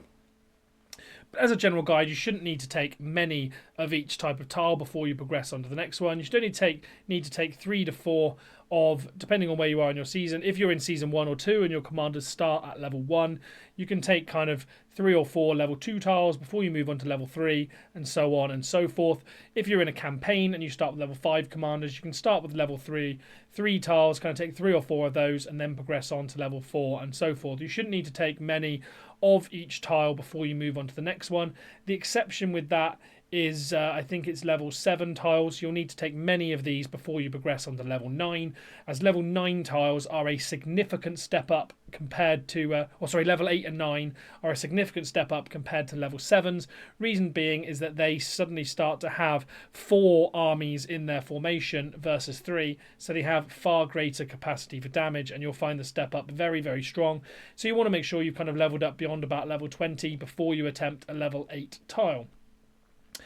You basically, when you get to around this point, you probably want to take, once you can take level 8 tiles, take as many of those as possible, level 8s and 9s, and this will form the main basis of your production, particularly during the first 24 hours. Taking a level 10 tile is possible within the first 24 hours, but it takes significant troop losses to do, so I wouldn't recommend doing this without the help of another friend who can also hit with you and weaken that tile. They have made armies on level 10 tiles a lot easier more recently, but I'd still recommend not doing it without hitting with another friend. You can help each other, ease the burden, and make sure there's no kind of failure in taking it. If you fail taking level 10 tile, it will set you back considerably within the first 24 hours. Now, of course, if you need more resource as well, talking about movement, you can march to the edge of your range. If you build a fort, you then open up additional range where you can take additional tiles. I know most of you will know this, but just for some beginners, how you can get additional range. You can also capture ruins, which can help open up your movement area as well. Now, let's move on a little bit into tiling efficiency and some of the more kind of valuable tips that some of you will be looking for. The first of this is clairvoyance scouting, and this is how to determine the armies on a tile and pick which tiles you want to hit as you're going round. Now, I mentioned earlier the clairvoyance ring skill allows you to see armies on a tile, up to 2 armies. So therefore you can use this on each tile, and I use this to pick and choose which tiles I want to hit. Because, as I said earlier, I use the Dunedain style and knights, I have medium units. So I always look for small unit tiles with commanders that I know don't have a lot of damage dealing skills, or have weak gear as well. You can find this out by doing the clairvoyance on a tile, clicking each commander, and you can see the gear that they have equipped or what skills they have. If you click through the skills, you can see if they have any damage, particularly damage dealing skills, and you can see on their gear how good it is or what set effect it has. Sometimes you can find some hilarious tiles, like you can find Imrahil and Denethor, who have only the ally skill used, which only applies to medium units, but you'll find that on a small unit tile, so actually they have no beneficial skills, and then aligned with that they'll have gear that gives like siege bonus or something, and when you find that, that's like the gold mine tile, because you know they're going to deal next to no damage at all, and this is where clairvoyance comes in particular. As a general rough guide, during the first 24 hours where this is most valuable, I usually avoid commanders like Hergon, Agzok and Dwalin because they have very high capacity for damage. There's a few others like Haldir that I'm not a particular fan of either, sometimes Ugthak as well. But instead I look for very easy commanders. I've got Ori, Grima, Maltok on here because they're very easy tier 1s. As I said, when you get to tier 2s, Denethor, Imrahil, you know, those kind of weak, low damage dealing skills commanders are the ones you should look to target. And as you said, you can click on these and look to do that, and you can also see what troops they have to make use of the commander buff, and that can have a huge swing on what level tiles you're able to take early on. Next up is gear leapfrogging. Now, this is something they changed. A lot of people will be aware of this, but some aren't. That the move from Rise to War Classic to this kind of 2.0, 2.5, whatever we're calling it, they took away gear familiarity. Now, previously, gear, when it was equipped to your commander, started at 50% of its total stats, and it then gained up to 100% for the longer and more tiles you hit with that on, and it meant that if you swapped gear around, you were at a bit of a disadvantage. Now that's gone, you can leapfrog gear from your one commander to another, and this means you can always make sure you have your best gear on your PVE commanders. Whichever ones are marching, make sure you always have your best gear on them. You can only change this when they're within a fort or within your settlement, but make sure to change your best gear onto them before they hit the tile to minimise troop losses. Last up, we have the low troop method. Now, I've mentioned this a couple of times, and this is the best way to reduce troop losses early on.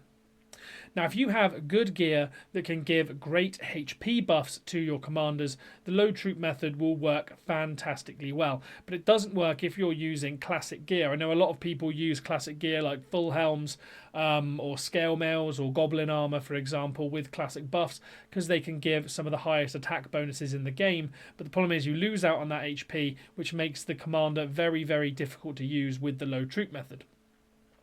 Now, you need to make sure your commander's formation strength doesn't dip below 800.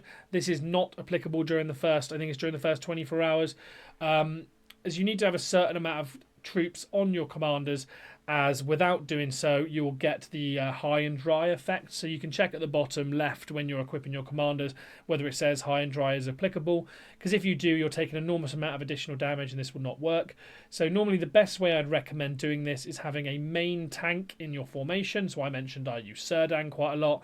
There's a very small battle report just behind my head where I'm using Serdan as the main tank, and I put maximum command of troops on him, equip him with all my best damage reduction gear, use damage reduction and healing skills on him, and then on everyone else I have damage dealers with all their best damage dealing skills and damage gear and as much HP gear as possible as well. This means, and then I only put one troop on those.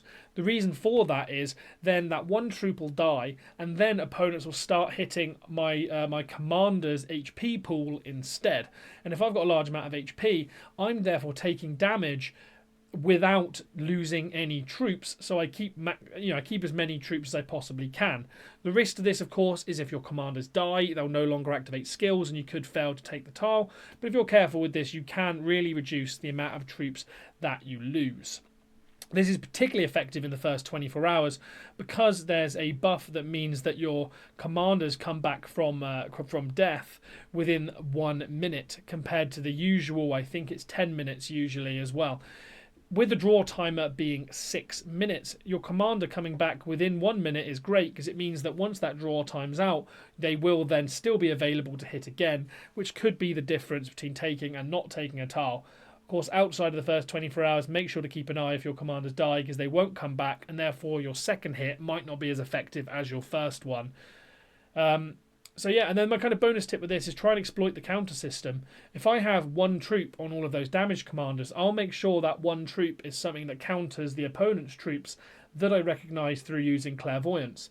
That then means that my commander, while he's dealing damage, will inflict 20% additional bonus damage. So always make sure you have that counter buff when using the load troop method, as it could be the difference between occupying and failing to occupy a tile.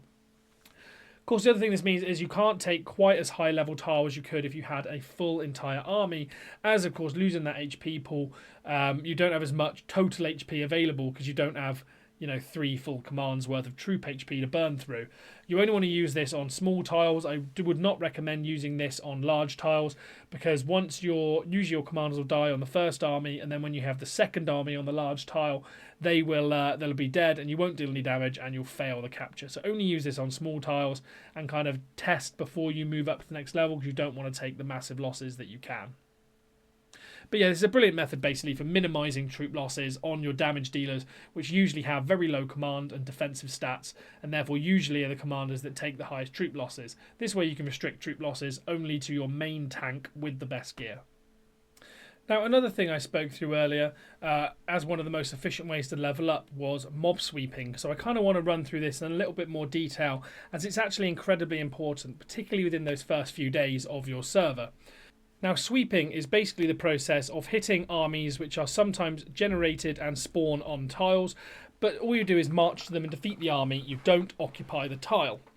Now, these mobs will at the beginning of the season be level 6 to 10, and they can progressively get higher level up to level 40 as you progress through season chapters. Sometimes you'll get a couple of higher level armies spawn in various places, and they can also spawn when you yield boost or reclaim on workshops. Now, you can basically, the reason these are so very, very useful is there's a couple of reasons. As I said earlier, they're very efficient with experience, as you only have to march onto the tile to hit the mob, which takes up 10 stamina rather than the 20 that occupying a tile does, so it can be very useful for getting a good amount of experience into your commander. Second reason why mob sweeping can be so useful, as you get a number of resources from hitting them. You get some grain from sweeping as well, up to a limit per day, so you'll find after a couple of sweeps you'll stop getting grain, but of course you want to make sure you're getting this maximum amount of grain possible, as getting more resource in is always a good thing. And you'll also get speed up tokens as well. So if you're looking to save yourself some gems, sweeping as much as possible can really save you a lot of time. In order obviously from getting these speed up tokens, you can then use them to save yourself some gems where you otherwise would have sped through using those. And the last thing that's actually most valuable, and the reason I do it and find it very, very useful, is you can get tips dropped into your tavern every now and again. Now, it's fairly random. You're not guaranteed one every single time, but it's kind of random. But when you do get them, they can be very, very useful. Sometimes these tips will give speed up tokens, but the main reason and the main thing you're looking for is resource generating tips. If you can generate resources through these tips, if you can hit a lot of mobs, you can get a lot of tips, and this can have a real impact on your resources and get you out of resource bottlenecks, particularly during the first 24 hours. Hitting as many mobs as possible and getting as many of these tips in as possible can really be the difference in early season progression. So I definitely recommend doing these. The last one is actually something I'm going to talk about later on, but it's seasonal challenges. Now, you have some individual challenges within the menu of your the same menu as you have the season pass and chapter progression. There's a third menu of challenges, and one of those is how many mobs of a certain level you can defeat. And actually, this one is extremely valuable in the first 24 hours, as it grants additional resources, particularly additional stone, and getting these challenges completed, again, is a great boost for your resources. Now, next up is talking through the Tavern. This will be a fairly quick run through. The Tavern can provide some very useful benefits, particularly in the first 24 hours, but of course throughout the season. Basically every 24 hours at server reset, which is or day reset, which is 00 UTC, your 4 Tavern tips will refresh and you'll get an additional 4 Tavern tips. So make sure you've completed all your Tavern tips prior to this refresh time.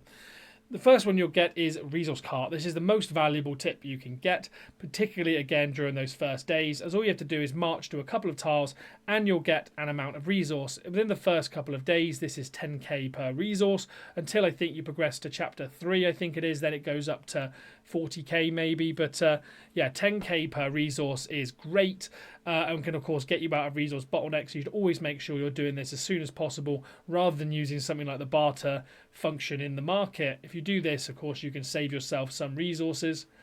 There are also other tips which involve sweeping mobs or marching to a certain tile, which can give you gear, for example, as well. The gear resource tips actually give you an additional bonus as well, something like sometimes it's something like additional wood production plus 20% for half an hour potentially. Sometimes it's increases your troops' defense by 20% for half an hour. You get some kind of buff at random when you complete this gear tip as well. So I'd recommend doing this. And maybe you could also look to coincide when you do this tip in line with when you're about to take a higher level tile, or a tile where you know there's a risk of taking some losses on, because if you're lucky you could get the bonus of additional defense or additional troop attack, something which makes a difference on taking that tile. So the timing of this one could be very, very valuable. Then you have a couple of other tips which give you things like mithril, can give you scrolls as well, or you can have sweeping tips. There's basically a bunch of other tips you can be given as well, which if you complete can give you advantageous things for your account, but they're not quite as important as the gear tips and the boost you get, or the resource cart, particularly for PvE and season start. Now, within the start of your season, you will be required to join a fellowship as part of chapter progression. When you do so, I imagine a lot of you are already part of a set fellowship anyway, but when you do so, there are a couple of things which are extremely advantageous. A lot of you will already know this, but again, I'm just kind of running it through for those who don't know the basics. Now, donating is something you should always make sure you do immediately at season start, always whenever you have possible. It does take up a small amount of grain in order to do so, but leveling your fellowship will snowball effects that benefit you later on, because as your fellowship levels up and you get, for example, more members in, you can be higher on the leaderboard, and then there's more people available to donate as well, and you can progress through the levels as quickly as possible. Levels can also be achieved through sweeping mobs, so getting more people into the fellowship as soon as possible means, again, faster leveling for your fellowship, and as you progress through, you'll get things like resource boosts sooner than other fellowships, which therefore means a huge PvE advantage, and which stacks into a PvP advantage as well as you go through your season. So you should always donate as much as possible. There's also seasonal challenges associated with donating, so also make sure you donate in order to get those. Sometimes it's speed ups, sometimes it's resources you can get. But I'd always recommend donating as much as possible whenever you can. You know, be a team player with the rest of your team. Don't hoard that like 2,000 grain when you could use it to benefit everybody else. So just always donate as much as possible whenever you can. There's also the store within this menu as well. When you hit a certain level, again, this is why donating is important, because if everyone donates and you get the store sooner, you can therefore activate and get some of the items within the store. There are some brilliant items available within the Fellowship store. Every time you donate, you get a number of Fellowship coins, which you can see in the top right of your Fellowship menu. And you can spend these within the store. So again, that's why donating is valuable. Get as many Fellowship as possible. You also get these through completing Fellowship challenges and targets. If you participate in those, you can get some seasonal coins. Those which don't offer ring rep will offer Fellowship coins. And again, this is all for spending within the store. You can get things like gathering boost items. You can get relocate tokens. So when you relocate, you don't have to spend gems. But you can also get resource boosts for up to 1 hour per resource every single time this refreshes, which again can be extremely valuable for getting you out of resource bottlenecks and giving you a little bit of an advantage. If you have this and other fellowships don't, it's a huge advantage in my opinion. Last thing in this menu is the help icon. When you build something, you will automatically send out a request for help to your fellowship, and equally within the help icon, if you click this, you will help others, and every time they do, it takes off a certain percentage depending on your fellowship level, a certain percentage of the build time, so you can save your friends potentially gems, but mainly time in some of their construction. So make sure to always do this. Your friends will help you, you help them, and you gain fellowship coins for doing so. So yeah, these are all great things that can really help you out with your season start. Next, I want to talk through challenge tasks. This is something I've kind of spoke through generally on a few of the other bits as I saw fit, but I just wanted to kind of run through this specifically. Now, the challenge menu, as I said, can be found in the same place, kind of the folder icon on the right-hand side of the screen, where you see the season chapter progression. But the main reason you want to see chapter tasks, particularly during the first 24 hours, is you want to go hunting for any tasks which can grant additional resource, as resource will be brilliant in those first 24 hours or that first week for, of course, getting through bottlenecks, getting things built as soon as possible, or conscripting more troops to take the next level tile. So you want to kind of have a good look through these, as they can be very advantageous to you. But mainly I've found the best ones to be taking tiles of a progressively higher level. Of course, this will happen naturally. Sweeping mobs of a desired level. So if you're only sweeping low level mobs, you actually won't complete the next level of challenges, and you might be losing out on additional resource and not realizing it. So making sure you look at what you need to be sweeping to get to the next one can always be useful. And lastly, leveling up commanders. Now, usually you have to level up a certain number of commanders. Sometimes it can be things like level 12 commanders to level 20. And if you're only using one main team, you won't be achieving this. So making sure that you're leveling tons of commanders, or at least looking at the challenge menu so you know how many you have to level, can be useful and give you an additional amount of resource. And as you see in the picture kind of shown at the bottom, there's two kind of tiles here, challenges here shown for land conquest, which is owning level 6 land or above, 20 out of 20, gives an amount of resource, and then similar for level 8 and above as well. So there's some good resource benefits to be given for good resource benefits to be given for completing these challenges, so they're worth considering. Now, the kind of penultimate thing I want to go through, and this is something that I never see in anyone else's PvE guides, and something that I think is a kind of sneaky boost that you can have tucked in your back pocket for when you need it, and this is the Red Book of Westmarch. Now, anyone who's kind of a veteran player will know that the Red Book during Season 1 was absolutely excellent. It gave you a great source of commander respect and gems, and that's still the case for Season 1 players now. It will usually be the way they get a lot of their early respect and gems in order to open chests, particularly if you're free to play. And most people will have completed it before they get to the end of Season 1. Nowadays, a lot of classic players still don't take a look into this. However, it's actually got some very, very valuable resources for season start that a lot of people will not have yet utilised. But why would you go back and complete these chapters all over again? Well, the answer's simple, and that is resource boosts.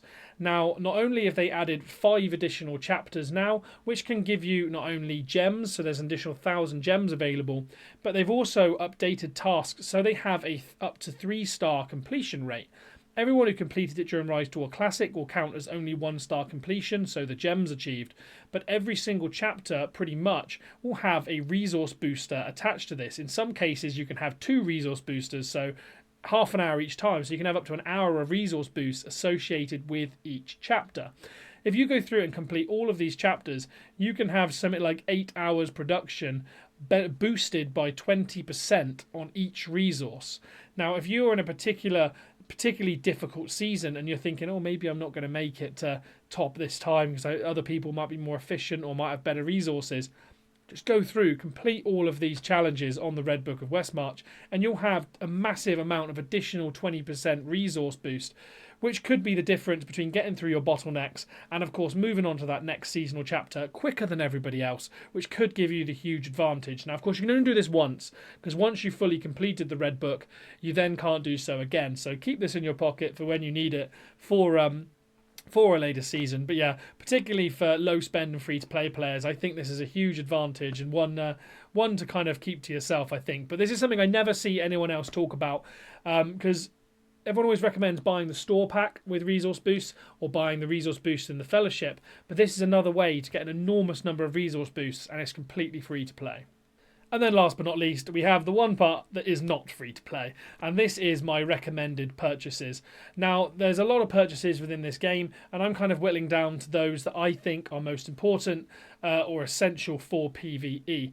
Of course, it could be argued that every purchase is valuable for PvE, because the higher your respect and the better your gear, the easier PvE will be. And that may be the case, but there's a couple of things within here that are still essential at season start if you want to top the leaderboards. Now, the first for those are within the Daily Gems menu, and that is resource boosts. These are purchasable twice per season, and you gain a 20% boost to production for 4 hours. Now, there's one of these for every single resource. So if you go through here, oh, sorry, 3 hours, not 4 hours. But yeah, 20% resource boost. You want to make sure you're buying all of these every single day, as 3 hours additional production every day does stack up over time. And obviously over those, say those first 4 days for Land of Abundance, for example, again, this kind of advantage could be huge and be the difference between having enough troops to take another level 10 tile or not. So make sure you're always buying these, in my opinion, and stacking them up and getting as much resource as you possibly can using these items. The next thing to talk through is battle readiness, and again, I'd recommend buying all of these each day. There is 4 available every single day for 80 gems, and the main reason we're picking this is not for the experience scrolls from Mine Sharpener. We're looking at resource yield. And this is when we're using gathering in order to maximize the amount of resource we have and potentially push through a bottleneck. As I said earlier, you want to always make sure you have the maximum number of gathering tokens used, because that additional 30% of resource given from gathering is enormous. So you can get 4 of these through this menu. So you want to pick up 4 of those every single day to make sure you have that, again, that maximum amount of resource. Last up on here are stamina potions. Now, these are not available during your first 24 hours. I think they only become available after about chapter 4 or something similar to that. But again, these are very, very useful for PvE, as stamina tinctures giving 60 extra stamina, so 3 extra occupations for your formation, are very, very useful. So there's 4 of these available, so enough for one full formation, costing 600 gems in total. But being able to take 3 extra tiles can be, again, that difference between getting 3 extra big tiles and pushing your way up that leaderboard. So again, I'd recommend buying these as soon as they're available.